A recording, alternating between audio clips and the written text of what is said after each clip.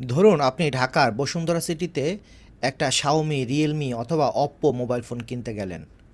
ওরা আপনাকে জিজ্ঞেস করবে আপনি কোন ফোনটা নিতে চান, মেড ইন ইন্ডিয়া নাকি মেড ইন চায়না, অথবা আপনাকে মেড ইন ভিয়েতনামও অফার করতে পারে। ভিয়েতনাম এবং ইন্ডিয়া হচ্ছে যথাক্রমে চায়নার পর দ্বিতীয় এবং তৃতীয় বৃহত্তম মোবাইল ম্যানুফ্যাকচারার। কিন্তু মজার ব্যাপার কি জানেন, এদের নিজেদের কোনো মোবাইল ব্র্যান্ড নাই এবং এরা মোবাইল বানাইতেও পারে না। অ্যাপলের আইফোনের কথা চিন্তা করেন। অ্যাপল একটা আমেরিকান কোম্পানি।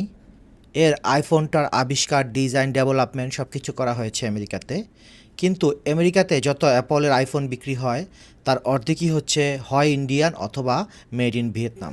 আপনাদের মনে থাকবার কথা, কিছুদিন আগে ডোনাল্ড ট্রাম্প যখন ইন্ডিয়ার উপরে এক্সট্রা কর আরোপ করে, তার ডেডলাইনের ঠিক আগে আগেই আমেরিকা ইন্ডিয়া থেকে প্রচুর পরিমাণ আইফোন বিমানে করে নিয়ে যায়, যেটা নিউজ বেশ কয়েকটা মিডিয়াতে বেশ বড় বড় করে ফলো করে প্রচার করা হয়েছিল।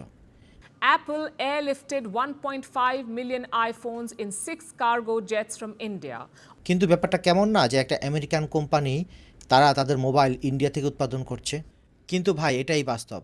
এটাকেই বলে অ্যাসেম্বলি ইন্ডাস্ট্রি। আইফোনের অধিকাংশ যন্ত্রপাতি তৈরি হয় চায়নায়, তারপর সেই যন্ত্রাংশ চলে যায় ইন্ডিয়া অথবা ভিয়েতনামে জোড়া লাগানোর জন্য, যেটাকে অ্যাসেম্বলিং বলে।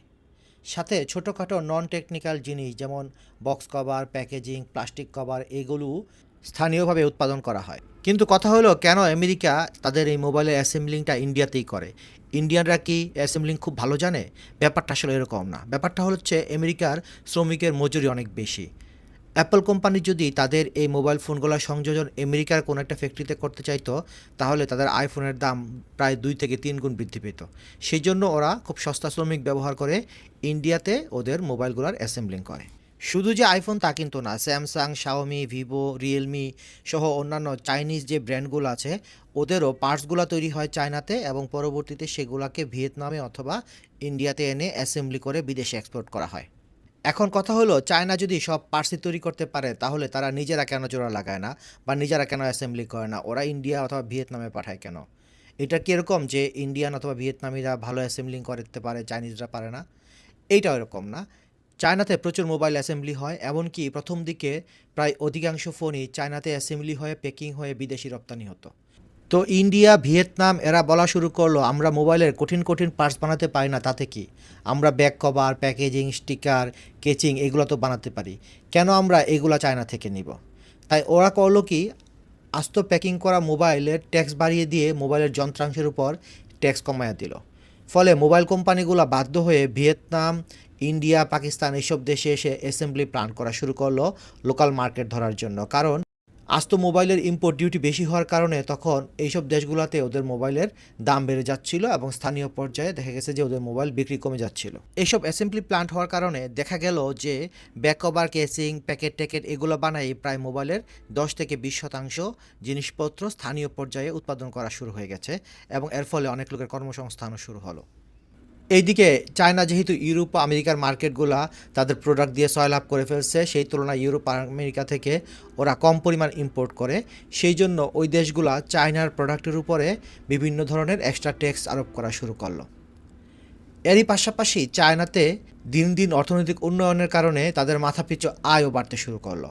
ফলে দেখা গেছে চায়না থেকে একটা মোবাইল সরাসরি আমেরিকা বা ইউরোপে এক্সপোর্ট করতে অনেক বেশি পরিমাণ ট্যাক্সের প্রয়োজন হচ্ছে। এছাড়া শিপমেন্ট টিপমেন্টের খরচের ব্যাপার তো আছেই। ফলে চাইনিজ এই কোম্পানিগুলো করলো কি, এরা সরাসরি চায়না থেকে একটা মোবাইল ফোন আমেরিকাতে এক্সপোর্ট না করে সেই মোবাইলের যন্ত্রাংশগুলো ইন্ডিয়াতে নিয়ে আসা শুরু করলো এবং এখানে অ্যাসেম্বলি করে ওরা আমেরিকাতে এক্সপোর্ট করলো। ফলে দেখা গেছে যে আমেরিকা যেহেতু ইন্ডিয়ার উপরে তখন ট্যাক্স কম আরোপ করা ছিল, খুব অল্প খরচে এই মোবাইলগুলো আমেরিকাতে যাওয়া শুরু করলো। এতে চায়নারও এক্সপোর্ট কন্টিনিউ থাকলো, পাশাপাশি ইন্ডিয়া এইখান থেকে এক্সপোর্টের একটা ভালো রেভিনিউ ইনকাম করা শুরু করলো। কিন্তু শুরুতে ব্যাপারটা কিন্তু অত সোজা ছিল না। শুরুতে যেটা ছিল যে ইন্ডিয়ার মার্কেট ইটসেলফ চায়নার দখলে ছিল।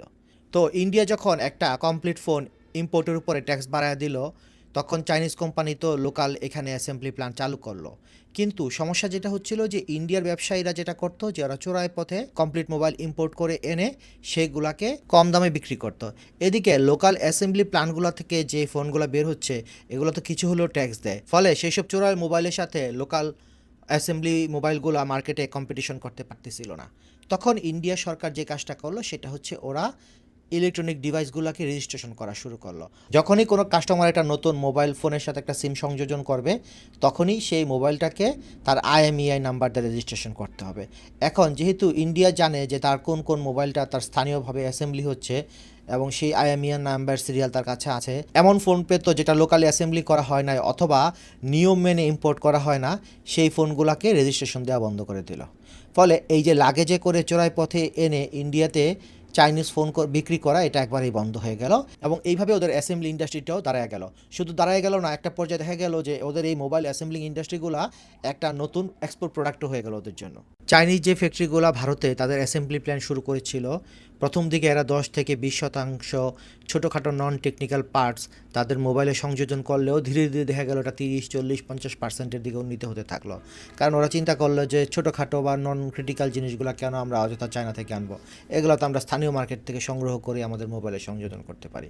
এইভাবে মোবাইল অ্যাসেম্বলির পাশাপাশি আরও বেশ কিছু ইন্ডাস্ট্রি যারা বক্স সরবরাহ করে বা যারা স্টিকার সরবরাহ করে ইত্যাদি বিভিন্ন ইন্ডাস্ট্রিও কিন্তু এর পাশাপাশি দাঁড়িয়ে গেল।